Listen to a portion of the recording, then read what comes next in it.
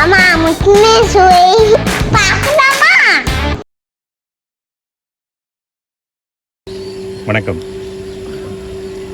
இப்போ டெல்லியில் தொடர்ந்து இந்த குளிரையும் பொருட்படுத்தாமல் அனைத்து கட்சி மக்களும் பொதுமக்களும் ஒன்றா கூடி இந்த கடும் குளிரில் தொடர்ந்து இவிஎம், அதாவது இந்த வாக்கு எந்திரத்திற்கு எதிராக தொடர்ந்து போராட்டம் நடத்திட்டு இருக்காங்க.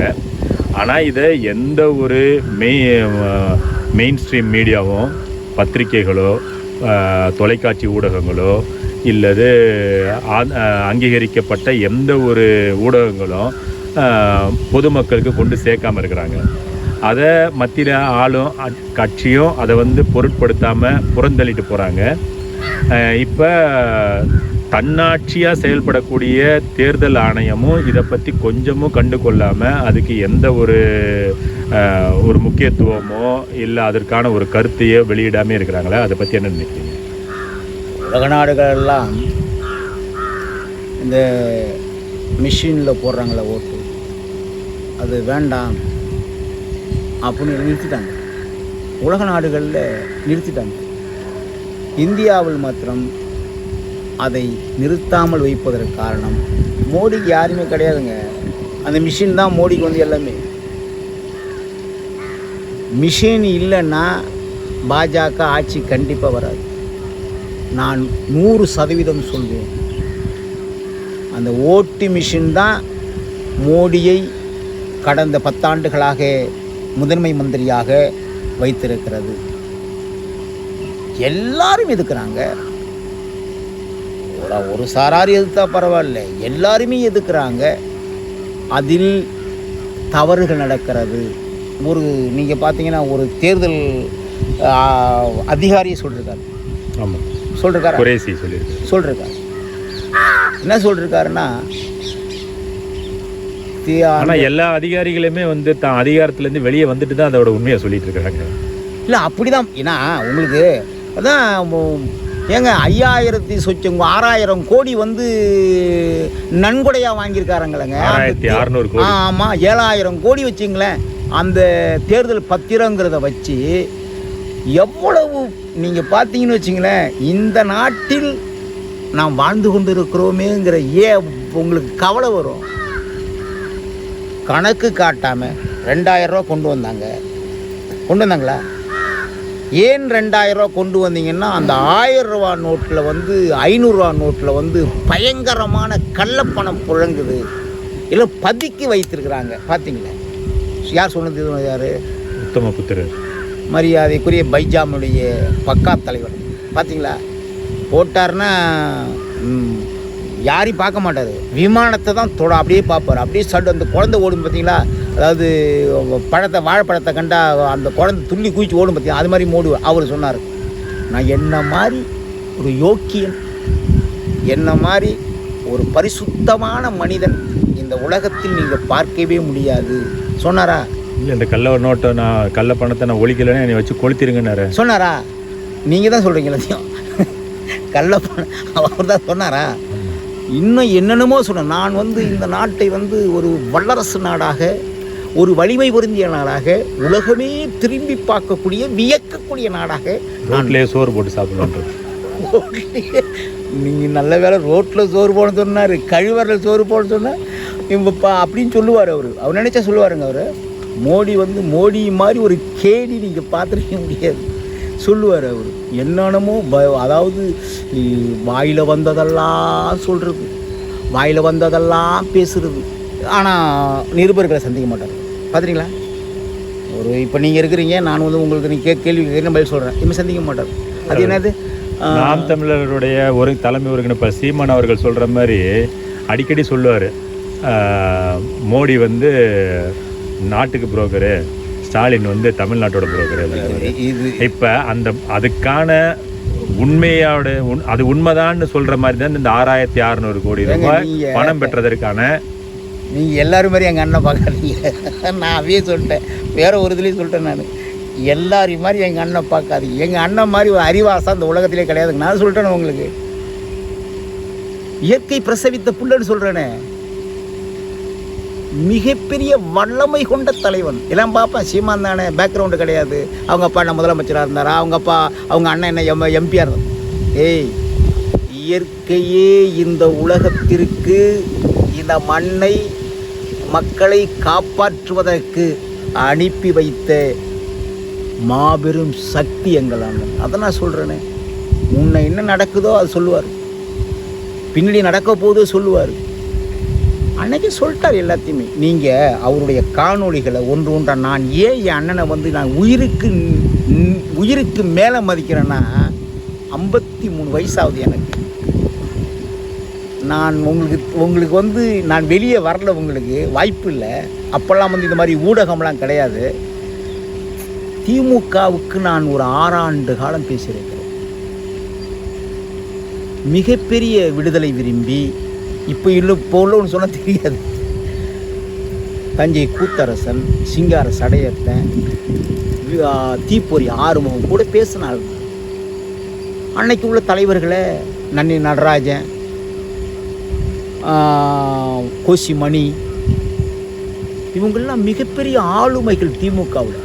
இவங்க கூடலாம் மேடையில் இப்போ இறந்து போனார் அண்ணன் கேபிபி சாமி அண்ணன், அவரு கூட நான் வந்து கிட்டத்தட்ட ஒரு 500 பொதுக்கூட்டங்களே இங்கேயே வந்து நான் பேசியிருக்கிறேன். இங்கே மாதவரம், ஆர்கேப்பேட்டை, பள்ளிப்பட்டு, திருத்தணி, திருவள்ளூர், பொன்னேரி, இங்கெல்லாம் பேசியிருக்கிறேன். அதே மாதிரி விஜயகாந்த் கட்சியில் ஆரம்பத்தில் இந்த மாவட்டம் முழுவதும் மாத்திரம் இல்லை, தமிழ்நாடு முழுவதும் பேசியிருக்கிறேன் விஜயகாந்த் கட்சியில். அங்கெல்லாம் வந்து அதனுடைய அரசியலை வந்து நம்ம வந்து அது வந்து அறிவார்ந்த அரசியலா, இந்த மண்ணுக்கு மக்களுக்குமான அரசியலா, இந்த மண்ணுக்கேற்ற தலைவர்கள் அதில் இருந்தார்களா ன்னு பார்த்தா 6 நூற்றாண்டு காலம் வாழ்ந்த பிறகு 25 ஆண்டு காலம் அரசியல் இருந்த பிறகு நான் சொல்கிறேன், வருவாங்க, மேடையில் ஏறுவாங்க, எதிராக யாரோ நிற்கிறாரோ அவர்களை வாய்க்கு வந்த மாதிரி திட்டுவாங்க. நான் பேசியிருக்கிறேன். திமுக மேடையில் நான் ஏறினேன்னா அண்ணா திமுகவை திட்டினா தான் எனக்கு வந்து அந்த 5000 ரூபா கொடுப்பான். அப்போது அதுக்கப்புறம் 10,000 ரூபா ஆயிடுச்சு. திட்டணும், அவ்வளோதான். ஒரே வார்த்தை, ஜெயலலிதாவை வரம்பு மீறி இன்னைக்கு இந்த சிவாஜி கிருஷ்ணமூர்த்தி பேசுகிறேன் பார்த்தீங்களா, அவனுடைய அதுதான் என்னுடைய ஆரம்பகால பேச்சு. நீங்கள் பார்த்தா என்னடா இது அப்படி அப்படி பேசினாதான் எல்லாரும் நேசிப்பாங்க. எல்லாரும்னா திமுகவில் உள்ள உடன்பிறப்புகளை சொல்கிறேன்னா, எல்லாருன்னா என் தாய் தமிழ் உறவுகள் இல்லை, அறிவார்ந்த மக்கள் இப்போ இங்கே இருக்கிறாங்க. தமிழ்நாட்டில் மிகப்பெரிய அறிவில் சிறந்த மக்கள். அந்த கட்சியில் சொல்கிறேன். அங்கே போனால் திட்டணும். ஜெயலலிதாவை நான் திட்டிருக்கிறேன், அது சொல்லக்கூடாது, அந்த அம்மாவை என்னை மன்னிச்சிடணும். நான் திட்டிருக்கிறேன் ஜெயலலிதாவை. நான் வந்து ரொம்ப, நீங்கள் அப்போ வந்து இது மாதிரி வந்து ஊடகம்லாம் கிடையாது. ஆனால் மேடையில் ஏறி திட்டாக்க 10 மணிக்கு மேலே எல்லாம் நடக்கும். அதை நான் சொல்லக்கூடாது. இப்போ என் அண்ணன்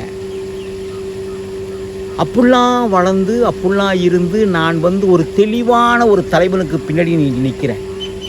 தெளிவான தலைவன், தெளிந்த நீரோடை.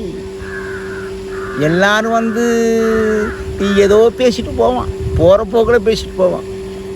மழைக்கு, மண்ணுக்கு, ஆற்றுக்கு, நீருக்கு, சோறுக்கு, வயிற்றுக்கு, உயிர்களுக்கு எல்லாம் பேசக்கூடிய ஒப்பற்ற தலைவன் என் உயிரன் சீமான்.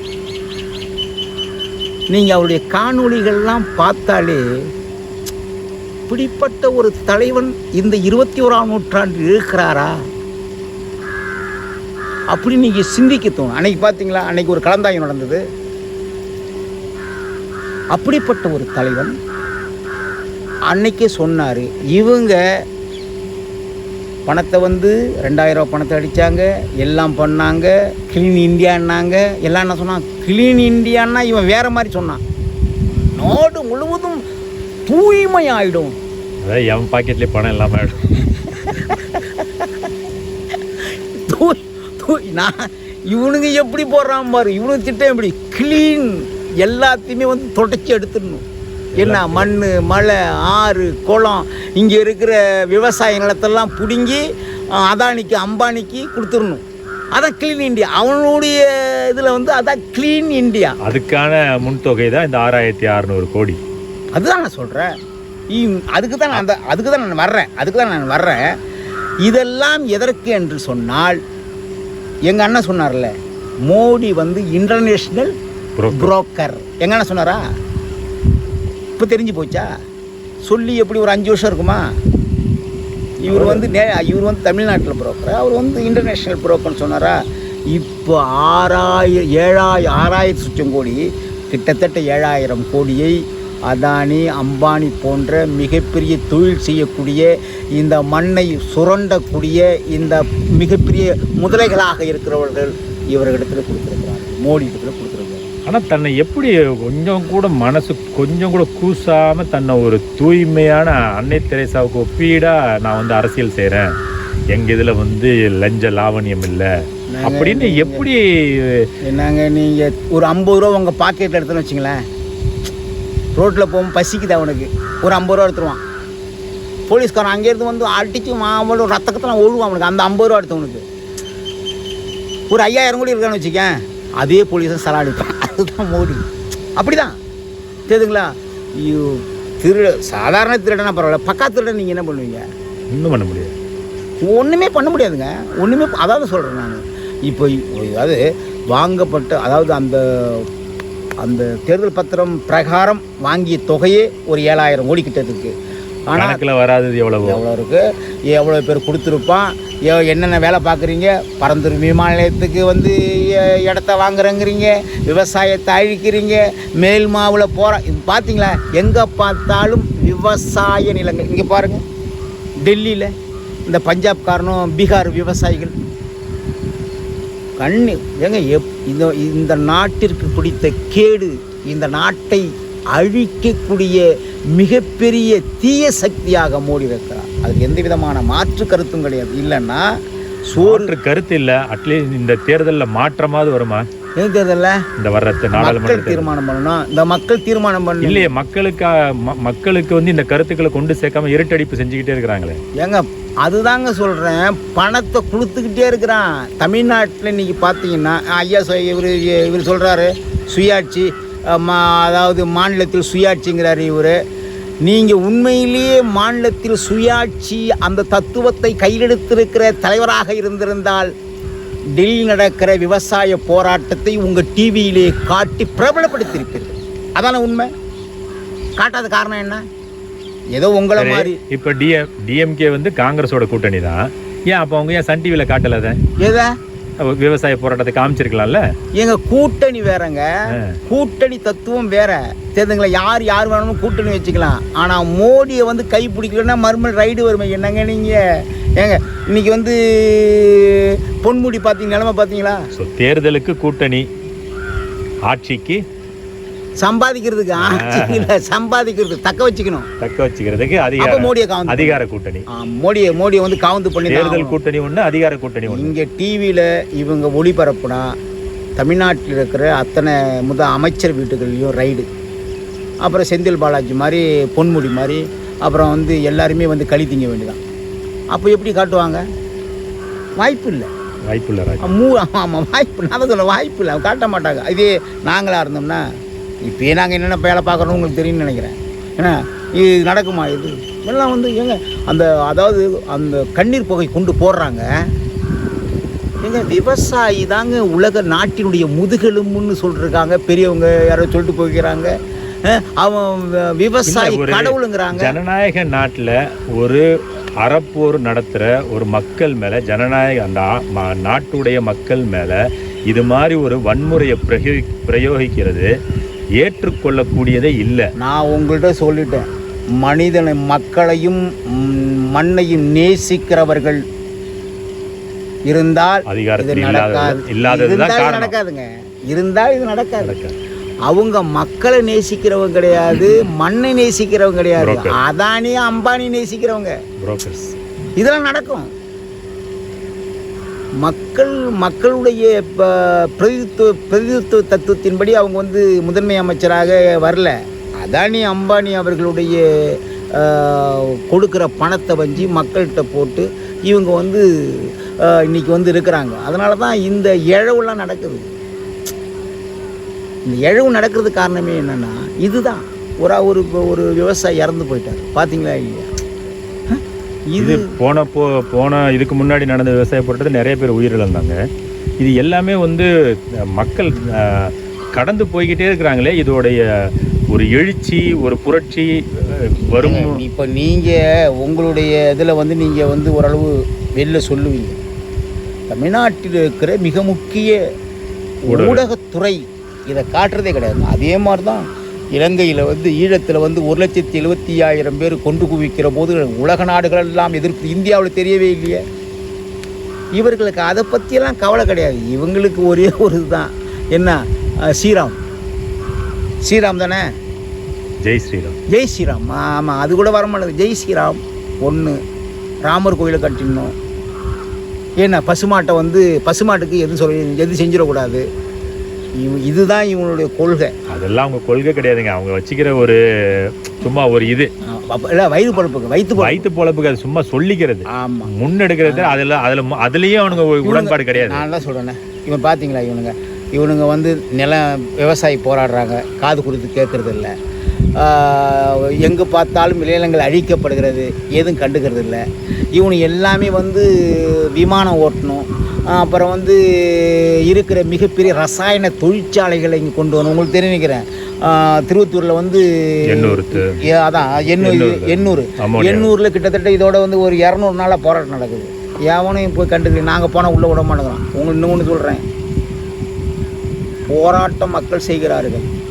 அந்த போராட்டத்துக்கு சீமான் அவர்கள் நாங்கள்லாம் போகிறோம். நாங்கள் போகிற அன்னைக்கு திமுககாரன் ஒரு 2000 பேரை உருவாக்கி போராட சொல்கிறான். அது வந்து எப்படி சகிக்கலான்னு பாருங்கள். மக்கள் வாழ்வாதாரத்தை இழந்து இங்கே வாழவே முடியாது, எப்போ வேண்டுமானாலும் எங்கள் உயிர் போகலாம், அந்த தொழிற்சாலையை மூடுவதற்கு காலவரையற்ற உண்ணா நோன்பை போராட்டத்தை ஆரம்பித்திருக்கிறார்கள். அங்கெல்லாம் போராடாமல் சீமான் வருகிறார் என்று தெரிந்தவுடனே ஒரு 50-100 காவல்துறையை நிப்பாட்டி அங்கே இருக்கிற திமுகவை சார்ந்தவர்களை ஒன்று திரட்டி, சீமான் வர வேண்டாம், உள்ள குழப்பம் வந்து கிராமத்திலே. இதை விட கேவலமான அரசியல் நீங்கள் பார்த்துருக்கீங்களா? இதை விட கேவலமான அரசியல் தமிழ்நாட்டில் நீங்கள் பார்த்துருக்கீங்களா? ஜனநாயக ரீதியில் மக்களாட்சி தத்துவத்தை கையேந்தி நான் மக்களுக்கு பாடுபடுவேன் என்று பதவி பிரமாணம் எடுத்து கொண்டிருக்கிறவர்கள் மக்களை அழிக்கிற முதன்மையான வேலையை செய்து கொண்டிருக்கிறார்கள். அது மாநிலமாக இருந்தாலும் சரி, ஒன்றிய அரசாக இருந்தாலும் சரி, இது நடந்துக்கிட்டே இருக்கு. ஸோ இந்த நம்ம ஈவிஎம்மையும் ஒழிக்க முடியாது, இந்த விவசாய போராட்டத்தினால எந்த எழுச்சி வராதுன்றீங்க. நீங்கள் இதெல்லாம் ஒழிக்கணும்னா பாஜக ஒழிக்கணும். பாஜக ஒழிச்சாதான் எல்லாத்தையும் ஒழிக்க முடியும். பாஜக ஆட்சியில் இருக்கிறவரை இதெல்லாம் இந்த அநியாயம் நடக்கும். ஒரு புதிய எங்கள் அண்ணன் சீமான் மாதிரி ஒரு புதிய தலைவர் மத்தியில் வரணும். நாங்களே அது நான் சொன்னாலாம் அவர் என்ன சொல்லுவார்னா, அதை பெருமைப்படுத்தி பேசுகிறா, அதெல்லாம் தேவைடா அப்படிம்பாரு. அப்படிப்பட்ட ஒரு அறிவார்ந்த தலைவர் ஒன்றிய அரசிற்கு வந்தால் இந்த அநியாயங்கள், அக்கிரமங்கள் இதெல்லாம் வந்து தடுத்து நிறுத்தப்படும். இல்லைன்னா வந்து மேலே மேலே பெருகிக்கிட்டே இருக்கும். எல்லாமே நடக்கும். உங்களுக்கு ஆசிஃபா தங்கச்சி ஆசிஃபா வந்து கற்பழிக்கிறது, ஏதாவது வந்து ஒரு நியாயமாக எதாவது நடக்குதா பார்த்தீங்களா? எதுவுமே நடக்காது. இன்றைக்கி பார்த்தீங்கன்னா இன்னும் சொல்ல போனால் பூண்டு பார்த்தீங்கன்னா 500 ரூபா விற்கிது. நன்றி.